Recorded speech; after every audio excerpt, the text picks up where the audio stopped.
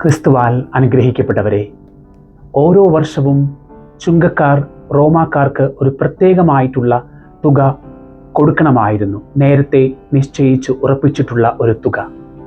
അതിനു മുകളിൽ എന്തെല്ലാം സമ്പാദിക്കുന്നുവോ അതെല്ലാം അവർക്കുള്ളതായിരുന്നു. അതിനാൽ തന്നെ വളരെ അന്യായമായി ഒരു കൊള്ളയടിക്കുന്നത് പോലെ തന്നെയാണ് അവർ സാധാരണക്കാരിൽ നിന്നും യഹൂദരിൽ നിന്നും ചുങ്കം പിരിച്ചിരുന്നത്. അതുകൊണ്ട് തന്നെ ഏറ്റവും വെറുക്കപ്പെട്ടവരായിരുന്നു ചുങ്കക്കാർ.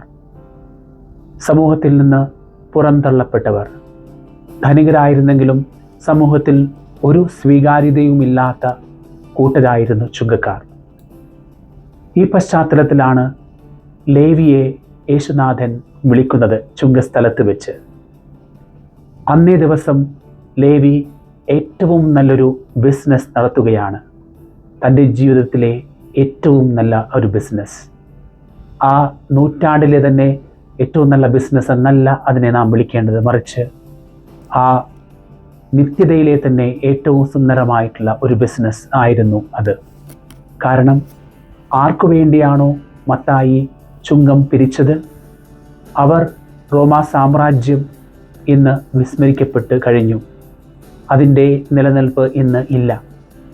എന്നാൽ മാത്യു എന്ന ചുങ്കക്കാരൻ, മത്തായി എന്ന ചുങ്കക്കാരൻ്റെ ബിസിനസ് ഏറ്റവും ദൈവികമായതുകൊണ്ട് അവൻ ഇന്നും അവനെക്കുറിച്ച് നാം സംസാരിക്കുന്നു.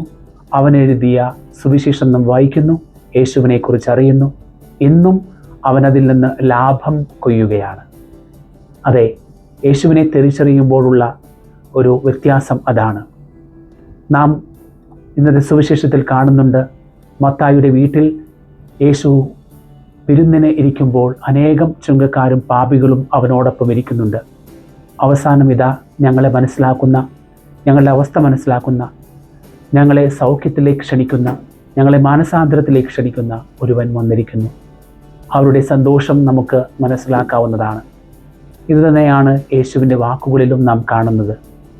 ആരോഗ്യമുള്ളവർക്കല്ല, രോഗികൾക്കാണ് വൈദ്യനെ കൊണ്ട് ആവശ്യം. നീതിമാന്മാരെയല്ല, പാപികളെ വിളിക്കാനായിട്ടാണ് ഞാൻ വന്നത്. തീർച്ചയായിട്ടും രോഗികൾക്ക് എന്തുമാത്രം അത്യാവശ്യമാണ് ഒരു ഡോക്ടറിൻ്റെ സാന്നിധ്യമെന്ന് നമുക്കറിയാം. പാപ അവസ്ഥ ഉള്ള ഒരു വ്യക്തിക്ക് എന്തുമാത്രം യേശുവിൻ്റെ കാരുണ്യ സ്പർശം ആവശ്യമാണെന്നും നമുക്കും തിരിച്ചറിയാം. പ്രിയപ്പെട്ടവരെ, യേശു കാണിച്ച ഈ കരുണ നമുക്ക് എല്ലാ സ്ഥലത്തേക്കും, നമുക്ക് ചുറ്റും നമുക്ക് അത് നൽകാം. ദൈവം നമ്മെ അനുഗ്രഹിക്കട്ടെ.